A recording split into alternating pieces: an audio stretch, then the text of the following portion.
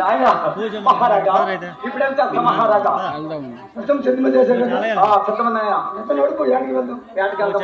మీరు జాగ్రత్తగా కూర్చోండి మహారాజా మనం వెళ్ళే దారాల గుమ్ము గుమ్ములు గోతు గోతులు ఎక్కడ పడిపోయిన మళ్ళీ రథమాపం నాయన నువ్వు పడిపోయిన అంటే రోడ్డు సోపు అయిపోతే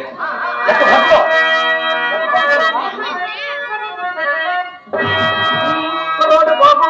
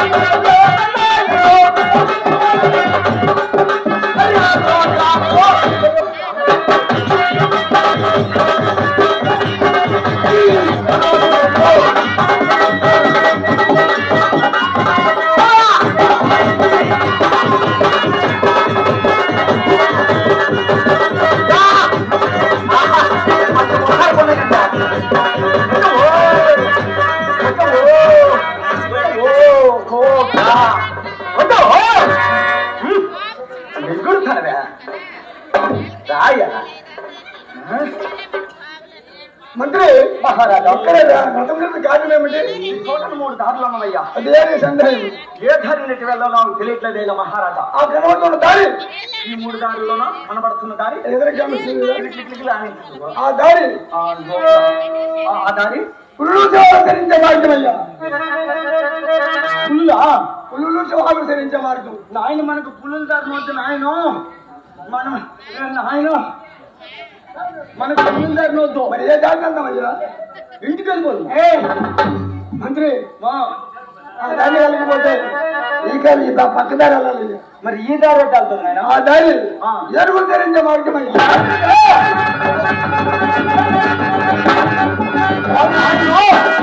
నాయన వద్దు ఏనుగుల దారి వద్దు నిన్ను కండంతో తీసి నేల కొట్టేస్తే నాయన నువ్వు అసలు కాలకం కొన్నావా అంటే 3 నమ్మకం కొత్త వెళ్ళగా అంటే ఆ పెద్దలు చచ్చే సమనే మనం ఇంటికి వెళ్ళిపోతాం వద్దు నాయన నా మాట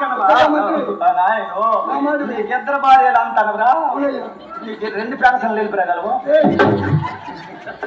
పెద్దమ్మ గారికి ఒక పెన్షన్ చిన్నమ్మ గారికి ఒక పెన్షన్ 4,000 ఇది చచ్చినా పర్వాలేదు అలాగే మొక్కుతాను రావాడలో ఈ ప్రభుత్వం రావడం అలాగే మొక్కడం అలాగే వచ్చిన దొమ్మడిలో గెలుపోండి కదా వచ్చిన పడే పెన్షన్ తెలిసింది నేను కత్తి వంగిపోయిందా ఏ శాతామో మంత్రి మహారాజా ఆ 2 దారులు వెళ్ళుకుంటున్నాను ఆ 2 దారులు మన బల్లదారి వెళ్ళిపోతాం నేను రథం నట్టుకు వెళ్ళిపోతున్నాం పక్క దారి బాగుంది కదా అదే ఆ దారి వెళ్ళిపోతాము మహారాజా అనే అతను వద్దు ఆ రథం సత్యం ప్రజల కాపడే అంటారు పేదల మంత్రి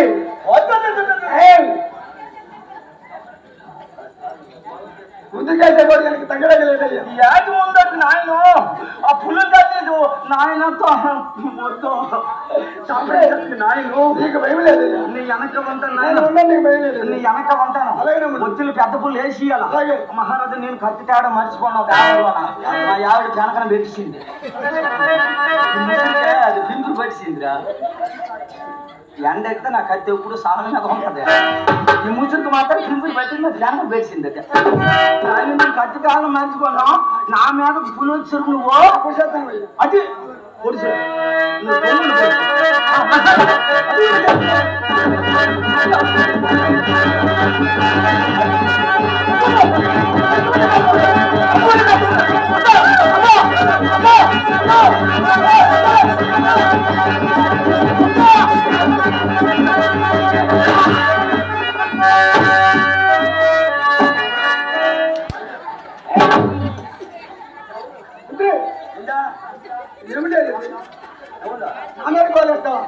నువ్వు పడుకోవా అదల్లా నువ్వు కాలు కొడతావు పుల్లులు పోసాను యాడు పోడుచున్నావా నువ్వు వచ్చి పుల్లులు పోడుచువా పుల్లులు పోడిపోయి నా మీద పడిపోతాను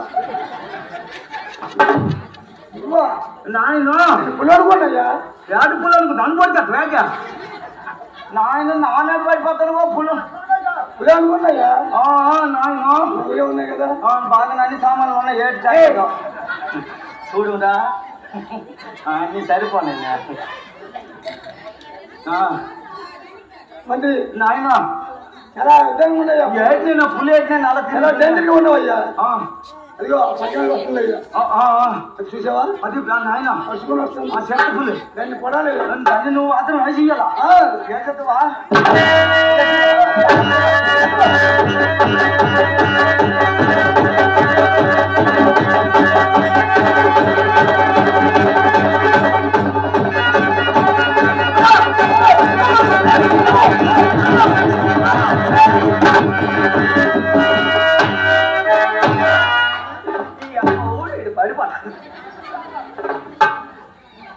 పుల్లు కదా. పులులు పడవు నువ్వు పడిపోతాను బెట్టా నేను కాలు ఉంటాడిసినవే ఆ అమ్మగారి దగ్గరికి ఈ అమ్మగారి దగ్గర నీ నవ్వులు తిరగమన్నదా చెప్పి సరిపోతే కొట్టా కాదా ఈ అమ్మగారు అనంతము యాడికి వెళ్ళేటప్పుడు చెప్పవా మరి? ఆడవాళ్ళతో నేను అంత పొందను నేను నాకు అసలు సరే మా ఆవిడతో 10 నిమిషాల్లోను ఓలే నేను వెళ్తాను రాజుగారితో నువ్వు మాత్రం చేసుకుని చేసుకో అని చెప్పాను. ఏదో ఒక పనులు చేసుకుని నేను వచ్చిన వారక అని చెప్పి సరిపోతుంది. నేను చూడు కత్తి నాకు పెట్టు నాయన పులులు పొడి సోపు చేస్తాను మంత్రి. మహారాజా ఆ డొంకలే తిరుగుతున్నట్టున్నాయి. అవునైనా ఆ పుల్లన్నీ అక్కడ అయిపోయినాయి ఇంకా ఎడవ లోపలికి పెద్ద పెద్ద సింహాలు పుల్లు ఉంది నన్ను వెనక్కుండో నేను లోపలికి తీసుకెళ్తాను అడిగి ఇంకా రెండోసారి తిరిగేసేయాలి చలోసారి బండి